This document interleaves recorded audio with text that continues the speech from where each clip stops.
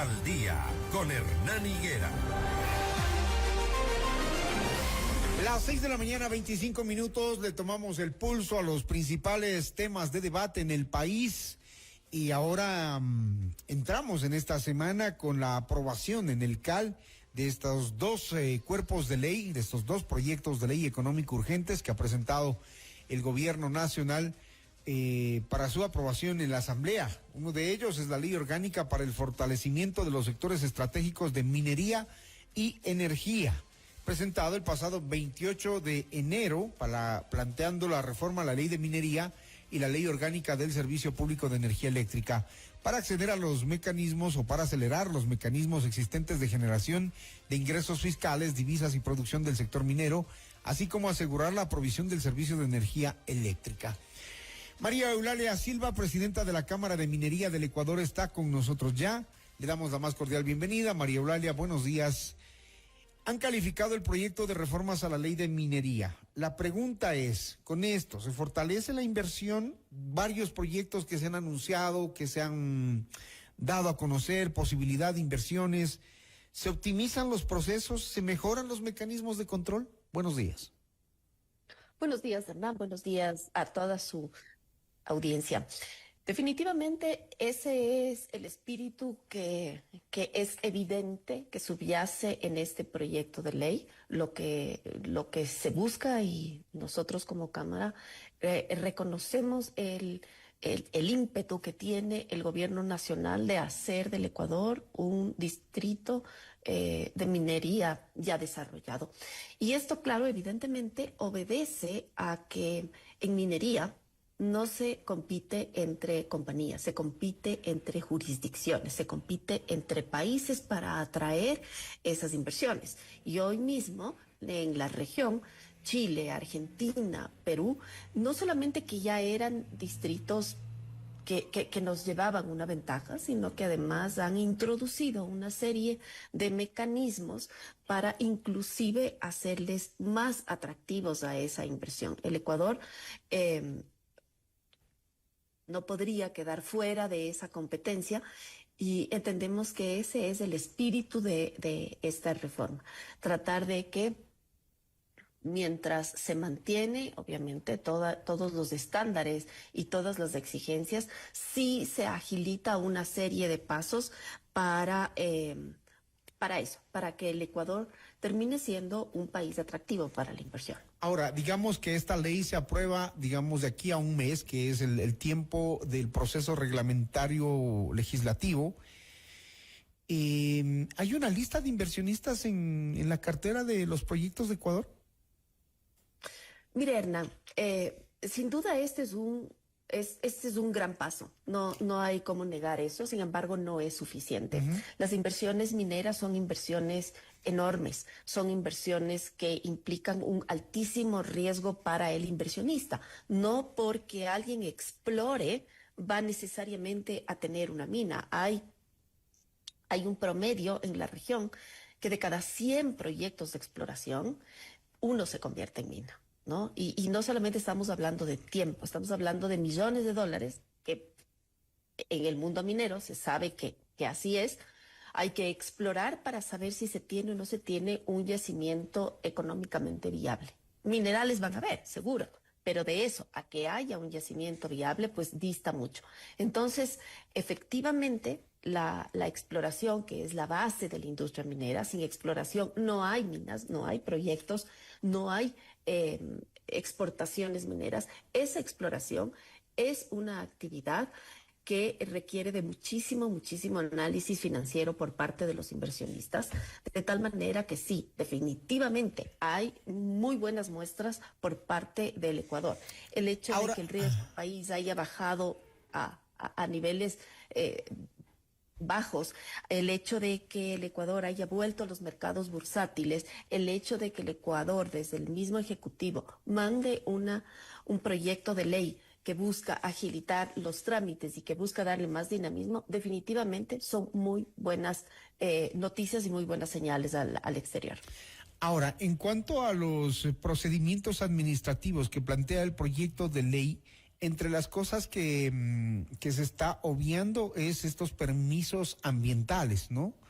La licencia ambiental. ¿Cómo se va a suplir la necesidad de tener ese documento? Porque en el país, lamentablemente, sí existen experiencias que nos demuestran que hay algunos proyectos que se fueron por sobre los derechos de la naturaleza que establecen la Constitución. Grandes proyectos que están vigentes, que desviaron cauces de ríos, por ejemplo, y que no sabemos si hasta ahora sancionaron, recuperaron, o estos grandes relavaderos, como les llaman, lo que causan como efecto en las zonas donde se asientan. ¿Esto está considerado en el proyecto de ley? Gracias por la pregunta, Hernán, porque me da la oportunidad de aclararlo. En ningún momento la ley está obviando a las licencias ambientales. Tampoco está obviando a los permisos ambientales. Lo que hace esta ley es introducir un término que engloba ambas, hablando de autorizaciones ambientales. Hay que recordar que en cuanto a la normativa ambiental, no solamente la ley de minería sería uno de los componentes de esa normativa, sino también el Código Orgánico del Ambiente, que incluso tiene mayor jerarquía por ser una ley orgánica, y también los reglamentos y demás. Entonces, se ha malinterpretado, algunos se han adelantado a decir que con las autorizaciones ambientales se están obviando las licencias ambientales, y eso no es cierto. Eso no es así. Se requiere licencia ambiental para todos los proyectos, no solamente de explotación minera. Se sigue requiriendo autorizaciones ambientales a todos los proyectos industriales, económicos, incluso esto aplica hasta para GATS, que podrían conllevar un riesgo de impacto ambiental. Todos esos proyectos, mineros o no mineros, requieren una licencia ambiental. Y este nuevo proyecto de ley no busca desconocerla, simplemente, como digo, es un término genérico que está abarcando estas dos realidades, tanto licencias como permisos ambientales, que están absolutamente identificados por nuestra normativa y que siguen estando totalmente vigentes, inclusive si es que esta ley pasaría. Se establece regulación de la pequeña minería y minería artesanal. Además, el fortalecimiento del control ambiental en los proyectos, en las concesiones. Hoy en el Ecuador tenemos concesiones mineras que han caído en manos de estos grupos, estos GDOs, y la queja siempre es eso, ¿no? La Agencia de Regulación y Control Minero no tiene los suficientes agentes como para garantizar que las grandes concesiones terminen en manos de los grupos delictivos. Tenemos ejemplos en Napo, tenemos ejemplos en algunos otros, en Imbabura tenemos, por ejemplo, ahí hay una concesión y lo que es ahora Buenos Aires, ¿no? Entonces, ¿la ley blinda, cuida esto que no vuelva a pasar o no lo hace? En este caso, Hernán, como en todos los casos, una ley puede dar un efectivo marco de control. Puede brindar las herramientas, pero obviamente la ley es la teoría, es ese marco. La práctica es distinta. Hay que decir, el gobierno nacional ha hecho esfuerzos grandes por enfrentar la minería ilegal y lo ha hecho con mano dura. Esto hay que reconocer, no se puede desconocer ese ímpetu que ha tenido el gobierno para enfrentar a los grupos irregulares. Este es un fenómeno que no solamente nos afecta a nosotros. Este es un fenómeno que irrumpió más o menos hace unos 10 años en toda la región, y hay que decirlo, ningún país lo ha podido erradicar. Estamos enfrentándonos, es un tema que incluso cada vez más tiene la atención internacional estratégica. Esto ya no es un problema del Ecuador o de los peruanos, este es un problema importante de crimen organizado que tiene la región y que otras regiones, inclusive lejanas, ya están empezando a poner mucha atención. Hay inclusive iniciativas de cooperación internacional para enfrentar el tema. Ninguna ley en ninguna parte del mundo es la panacea.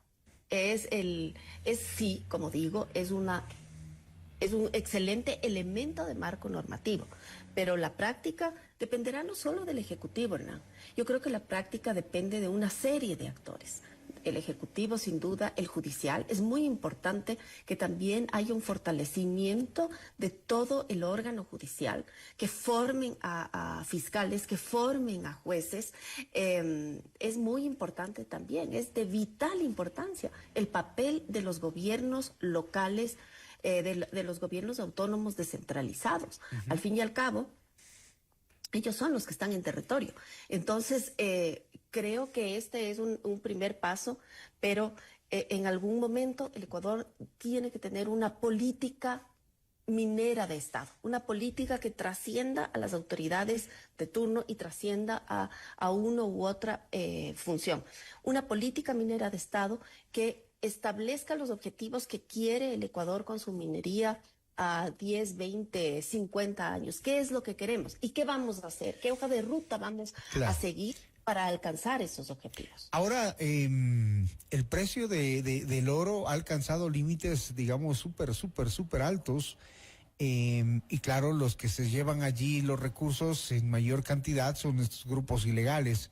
Por eso también se aspira y se espera que, de acuerdo como dice la justificación económica del proyecto de ley, se exija instrumentos de tema ambiental, que reduzca la complejidad para lo que es la etapa de exploración y explotación, que son obstáculos desproporcionados que generan demoras injustificadas. ¿Cuántas empresas interesadas tenemos hoy que conozca la Cámara de Minería en proyectos mineros en el Ecuador? Eso lo penúltimo que le pregunto, y lo último es, ¿cómo ven ustedes la elección de Leonidas Issa, del señor Issa al mando de la Ecuarunari, emitiendo nuevamente ayer un discurso de decir somos antiextractivos? A ver, vamos por partes. El Ecuador está en la mira de muchas compañías mineras, eso sin duda alguna. Pero que esté en la mira no significa que aterricen en el Ecuador. Estas compañías mineras hacen un monitoreo de toda la región, dependiendo de, por supuesto, los minerales en los que trabaja. Y definitivamente hay un interés de grandes compañías con excelentes experiencias en otros países, con músculo financiero para invertir, con músculo financiero también para disponer de tecnología de punta, con excelentes experiencias en el trabajo comunitario y en el desarrollo de las áreas de influencia. Ese interés sí existe, pero el interés no es sinónimo de que ya estén llegando, no es interés de que ya estén invirtiendo.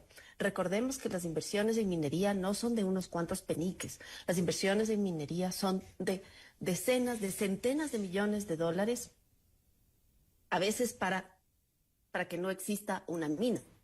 Entonces, esas compañías mineras que nos están mirando, que están viendo el potencial que podría haber en el Ecuador, van a venir efectivamente cuando haya un ambiente de seguridad jurídica, cuando sepan que el Ecuador no cambia las reglas del juego en la mitad del camino, no cambia el esquema tributario en la mitad del camino. Cuando eso suceda, van a venir las compañías. Ahora, con respecto al señor Issa, bueno, poco tenemos que decir al respecto. Es decir, es un ejercicio democrático de una tienda política, de una organización. Ha sido la decisión de ellos y pues nos sorprende. El señor ha tenido siempre este discurso. Lo que a mí, más que como minera, como ecuatoriana, me llama la atención es, ok, ¿y qué propone? El extractivismo la palabra extractivismo ha sido manoseada, ha sido manipulada, ha sido utilizada como un sinónimo de arrasar el ambiente. Y eso no es así. Eso no es así. Puede haber un extractivismo bien realizado, con estándares ambientales. Aquí en el Ecuador, aquí, en este país, ya existe eso. Y sí existe minería responsable. Existe minería responsable que ha sido capaz de demostrar que ha sido un gran aliado en territorio para la conservación ambiental. Ha sido un gran aliado para el desarrollo comunitario. Una minería responsable que en territorio ya ha cambiado las vidas de quienes antes no tenían ninguna oportunidad. Eso ya existe. Ojalá existan ejemplos como este más en el Ecuador. ¿Por qué? Porque eso es lo que necesitamos hacer con nuestros recursos geológicos. No seamos ingenuos. Aquí va a haber minería sí o sí. La pregunta es, ¿qué tipo de minería queremos? ¿Quién queremos que saque esos recursos bajo tierra? Porque mientras hay estas declaraciones absolutamente demagógicas, quienes se benefician son los mineros ilegales, evidentemente. Muy bien, María Eulalia Silva, presidenta de la Cámara de Minería del Ecuador, hablándonos de esta decisión del Consejo de Administración Legislativa de calificar el proyecto de reformas a la ley de minería. Muchísimas gracias, María Eulalia. Hernán, muy buenos días para usted y su audiencia. Muy gentil, buen día. 6:40 minutos, seguimos con más en Notimundo al Día.